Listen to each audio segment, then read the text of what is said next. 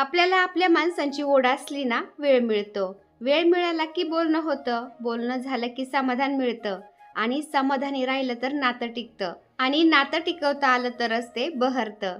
त्यामुळे मंडळी, आयुष्य जगायला फक्त पैसाच नाही लागत, तर त्यासाठी उत्तम आरोग्य, नात्यामध्ये आपुलकी, प्रेम आणि मैत्री निभावणारे मित्र मैत्रिणी पाहिजेतच. याशिवाय जीवन आनंदी असू शकत नाही. कारण काही गोष्टी अशा पण असतात त्या आपण कोणाच सोबत बोलू शकत नाही, शेअर करू शकत नाही. त्या आपण मित्र मैत्रिणींशी शेअर करू शकतो. पण मित्र मैत्रिणी पण अशा पाहिजे की आपण कोणती गोष्ट त्यांच्याशी शेअर केली आणि त्यांनी पूर्ण दुनियाला डंका वाजवून सांगितलं, असं नाही पाहिजे. नाही तर मग काय होतं, बगल में छोरा आणि गाव में ढिंडोरा. आणि आजकाल तर तेच जास्त होतंय. त्यामुळं मला तर एकटंच राहायला आवडतं, एकदम दुनियादारीपासून लांब. कारण कसं आहे ना, अनुभवातून पण भरपूर काही गोष्टी शिकायला मिळतात आपल्याला. जसं की पहा, आता पाण्याचा तळ जर स्वच्छपणे दिसत असला ना आपल्याला, पाण्यात उतरायची भीती वाटत नाही. त्याचप्रमाणे माणसाच्या मनाचा तळ समजला ना आपल्याला, त्याच्या सहवासाची भीती वाटत नाही. फक्त लक्षात ठेवायचं, तळ गाठला की थोडासा गाळ दिसणारच, पण त्याकडं पण दुर्लक्ष करण्याइतकं आपलं मन निर्मळ असायला हवं, तरच नातं टिकतं. नमस्कार मंडळी, मी छाया. आपल्या सर्वांचं आपल्या आणखीन एका नवीन व्हिडिओमध्ये अगदी मनापासून स्वागत करते. तर आणखीन एका नवीन व्हिडिओची मी सकाळी सुरुवात केली होती आणि टेरेसवरती आले तर फौजी साहेब आणि राजू झाडांना खत घालत होते. कारण आपलं 2 महिने तर आरामशीर टेरेसचं काम चालू होतं, स्टोरूमचं, त्यानंतर पिरॅमिडचं. त्या वेळेमध्ये ना झाडांकडं जरा थोडंसं दुर्लक्ष झालं होतं आणि मग झाडांना खत पण नव्हतं घातलं. त्यानंतर झाडाची कटिंग पण नव्हती झालेली. त्यामुळं फौजी साहेब काय बोलले, मला जसा वेळ मिळेल ना आता तसं मी जरा झाडांचं मेंटेनन्स सुरू करतो. तर फौजी साहेब झाडांना खत घालत होते आणि झाडांच्या ते ना पक्ष्यांचे घरटे आहेत ना, तर त्या घरट्याजवळ आम्ही गेलो की ते पक्षी असे उडत येत आसपास आणि ते असं चिवचिव करतात. त्यांना वाटतं की आम्ही त्यांच्या अंड्याजवळ जातो की काय. तर फौजी साहेब असं झाडांची हे गुडाई करत होते, त्याला खत घालत होते. तर झाडामध्ये ना 2-3 महिने मिळून थोडंसं थायमिट पण घालावं लागतं, म्हणजे त्यांनी आपले झाडांना बुरशी लागत नाही, किडे होत नाही, उन्ही आळी लागत नाही. तर थायमिट घालतात ते थोडंसं झाडांना. त्यानंतर थोडंसं शेणखत पण घालतात आणि DAP खताचे 8-10 दाणे घालतात. एवढं जर केलं ना झाडाला आपण, तर झाडाला 1-1.5 महिना तरी त्याच्याकडे पाहायची गरज पडत नाही. शेणखत आहे ना आपल्याला 1-1.5 महिना मिळून 1-2 मुठी द्यावाच लागतात. कारण ती माती कुंडीमध्ये थोडी असते आणि त्याचं पोषण संपून जातं 1-2 महिन्यामध्ये. मग ते झाड पुन्हा खुरगटायला लागतं, त्याची वाढ होत नाही, ते पिवळसर पडतं. त्यामुळं हे 1-1.5 महिना मिळून आपण असं 1-2 मुठी शेणखत घालायचं, तर झाड छान होतं. आणि DAP खताचे 8-10 दाणे दिले ना झाडाला, त्याने काय होतं, झाडाला हिरवेपणा टिकून राहतं, फुलझाडांना फुलं येतात. आणि खत घातल्यानंतर हे माती अशी जरा थोडीशी भुसभुशीत केली ना, तर झाडांच्या मुळांना मग ऑक्सिजन पास होतो आणि झाडं छान होतात मग. तर फौजी साहेब झाडांचं असं मेंटेनन्स करत होते ना, चला म्हणलं आज तुमच्याशी शेअर करते. कारण भरपूर नवीन ताई ॲड झाल्यात ना आपल्या यूट्यूब फॅमिलीमध्ये. तर ताई विचारत असतात, तुम्ही झाडांना कोणतं खत घालता, काय करता? महिना दीड महिन्याला मेंटेनन्स आहे बरं घ्यायचं पण कुंडीचं. कारण याला खत पाणी घातलं तरच याचं हे झाड चांगलं हा राहतं. हे काही जमिनीमध्ये झाड नाही, त्याच्यामुळे याला महिना दीड महिन्याला हे पक्का करायचंय तुम्हाला, तर तुमचं झाड व्यवस्थित राहतं. हा आणि जमिनीत असल्यावर एवढं मेंटेनन्स नाही करावं लागत आहे ना. जमिनीत नाही, तुम्ही इथं बाहेर तुम्हाला इथं करावंच लागत एवढं. कसं कुंडीमध्ये थोडीशी माती असते ना. एवढं बाळात पण करावंच लागत त्याचं. आई. झाडाचं बाळात पण. मग आता करावंच लागत, तेवढं रखडी तेवढी त्याची करावं लागणार. आता हे सगळ्यात चिकन ठीक आहे बरं. सांग.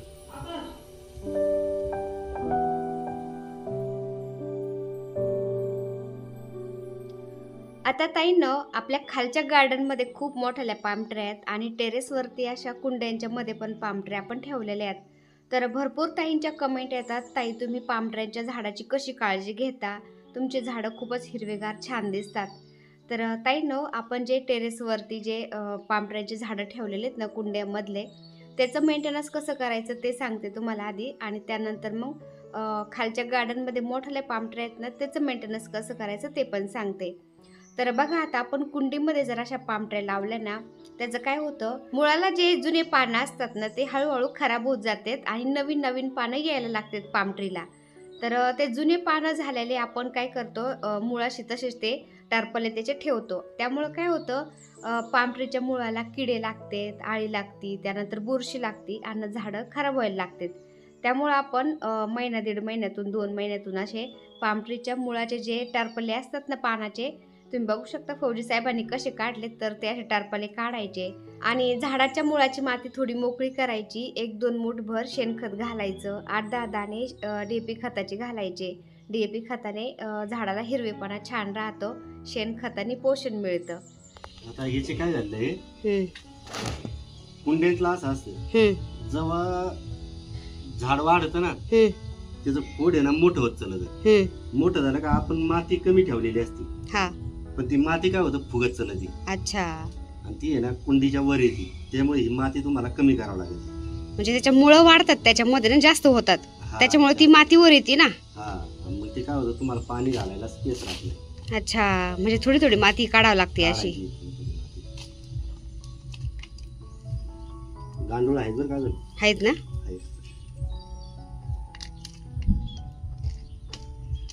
तर कुंडीतल्या पहिल्या पामट्रीला खत घालून फौजी साहेबांनी ठेवून दिलं. पण आता दुसऱ्या कुंडीतलं झाड दाखवते मी तुम्हाला. तर हे 5 टरपले असतात बरं का, जुन्या पानांचे टरपले राहिलेले असतात, तर ते असे काढावं लागतात. आणि त्याचप्रमाणे आपल्या खालच्या गार्डन मधल्या किती मोठ्याल्या पामट्र्या झाल्या तुम्ही बघू शकता ताईंनो. त्याचे खोडं तर खूप मोठाले झालेत आणि उंच पण भरपूर झाल्यात या. तर ह्या पामट्र्या लावलेल्या आता 5 वर्ष कंप्लीट होऊन गेलेत. तर ह्या मोठ्याल्या पामट्र्यांच्या पण खोडाला जे जुने पानं झालेले असतात ना ते काढून टाकावं लागतात. ते पानं जर आपण तसेच ठेवले ना, त्या पानांच्यात इचुकाटा येऊन बसायची शक्यता असते. त्यामुळं झाडाच्या खोडाला अजिबात असा कचरा वगैरे ठेवावा लागत नाही. ह्या खालच्या गार्डन मधल्या ह्या पामट्र्या एवढ्या दाट झाल्या होत्या ना, पलीकडलं काही दिसत नव्हतं पानांच्यातून. तर नवरात्रीच्या वेळेस आम्ही झाडांची कटिंग केली ना, त्यावेळेस जरा थोडेसे पातळ केल्यात ह्या पामट्र्या, बरेचसे पानं कापून काढले होते. आता हे टेरेसवरच्या पामट्र्या आहेत ना आपण कुंड्यांच्यात लावलेल्या, ह्या काही जास्त मोठ्याल्या होत नाही, त्या छोट्याल्याच राहतात, पण त्यांची सुद्धा अशीच काळजी घ्यावी लागते. एवढंच आहे की जमिनीत लावलेल्या पामट्र्या आहेत ना त्यांना खत पाण्याची वरची वर काही गरज पडत नाही. पण कुंड्यांच्यात आपण लावतो ना पामट्र्या, त्याला 1-1.5 महिन्यातून आपण असं खत द्यावं लागतं, कारण थोडी माती असते ना ती, त्याच्यातलं पोषण पटकन संपून जातं. त्यामुळं 1-1.5 महिन्यानंतर असं खत घालावं लागतं पामट्र्यांना. खत पाणी घातलं नाही ना त्यांना, ते लगेच असं त्यांचा रंग दाखवायला लागतात, म्हणजे लगेच दिसतं की आता त्यांना काहीतरी कमी पडलंय बाबा. हे वरचे मुळे जेव्हा आपण तोडू ना त्याला ग्रोथ भेटली झाडाला कधी पण द्यायला. हा वय, त्याला म्हणजे गुडाई करावंच लागेल. अच्छा. हा, मोठे मुळ नाही, जे लहान लहान मुळं असतात ना, छोटाले मुळं वरचे तोडले ना ग्रोथ भेटेल झाडाला. अच्छा. आता राजू काय करतोय, एक झाड फौजी साहेबांकडं खत घालायला आणून देतोय आणि झाड आणून दिलं ना पुन्हा चौपाळ्यावरती जाऊन मस्त झोका खेळत होता आणि मी त्याच्याकडे कॅमेरा केला की लगेच सगळ्यांना हाय हॅलो करत होता. आता त्याला एवढी कॅमेराची सवय झाली ना, त्याच्याकडे कॅमेरा केला की हाय हॅलो करण बोलन. पहिलं तो गावाकडून आला होता ना तेव्हा त्याला एवढी लाज वाटायची ना कॅमेरा समोर यायची, पण आता त्याला काहीच वाटत नाही, सवय होऊन गेली त्याला. आणि झाडांना खत घालून झालं ना मग फौजी साहेब आणि राजू पुन्हा ते झाडांच्या जागेवरती ठेवून देतात. टेरेसवरती सगळ्या झाडांना आपण असे स्टँड बनवलेत ना, त्यामुळे आपलं टेरेस एकदम छान राहतं, अजिबात राडा होत नाही किंवा खाली माती पण होत नाही. आणि आता निघलोत आम्ही गावाकडं. तर आमच्या गावाला म्हणजे आमच्या भोयरे पठारला बाळूमामाचे मेंढरं आलेले. तर बाळूमामांचा जन्मदिवस आहे ना आज, तर तो कार्यक्रम चालू आहे. तर तिकडंच आम्ही दर्शनासाठी चाललो होतो आता, फौजी साहेब, मी, सागर आणि राजू. आकाश येईन क्लासवरून, तो राहीन घरी, कारण एक ना एक माणूस लागतोच घरी, आउटसाईडला येणं जरा त्यामुळं. तर चला, फौजी साहेबांनी गाडी काढली, निघतो आता.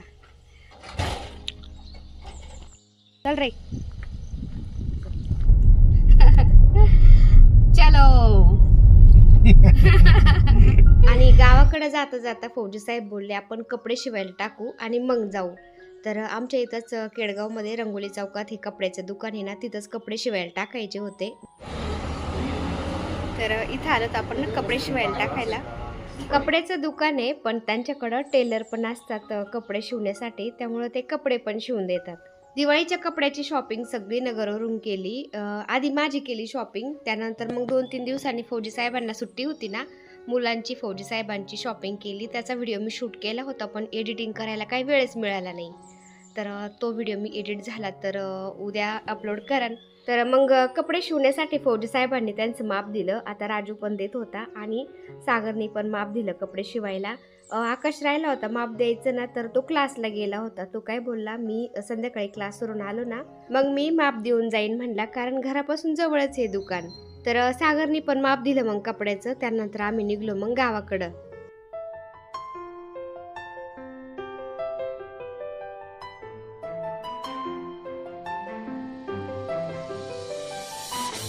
आणि गाव जवळ येतं कुठं नाही, तर एवढा पाऊस चालू झाला ना मोठा, तर गावात पोहोचलो आम्ही. आमच्या गावातलं हे भैरवनाथांचं मंदिर आहे. तिथून आम्ही निघलो आणि आलो फौजी साहेबांच्या मित्राच्या इथं. हे बघा, हा मग हे बघा यांचे सिस्टम कोलप नेऊन द्यायचं. बरंच का मस्त, एकदम भारी. हा मग, हा बस दे.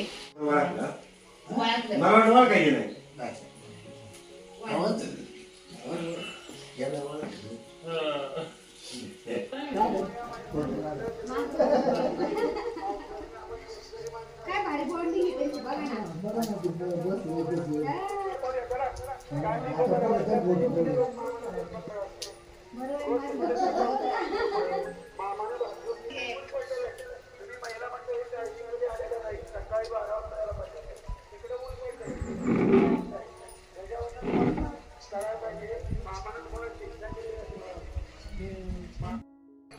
तर फौजी साहेब गेलेत पुढं बाळूमामाचे दर्शन घ्यायला आणि आम्ही महिला मंडळ चालत आता पाठीमागून. ए पिल्लू,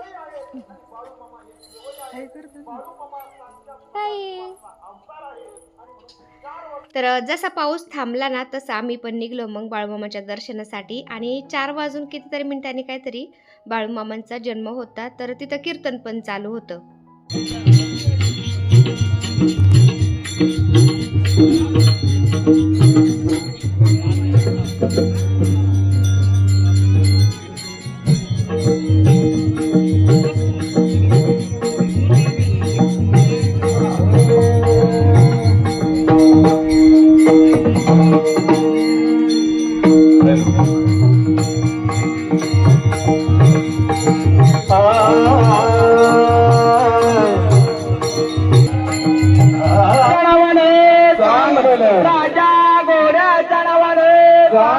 बाळूमामांच्या शेळ्या मेंढ्यांच्या नावानं बोला बोला, बाळूमामांच्या नावानं जय बाळूमामा.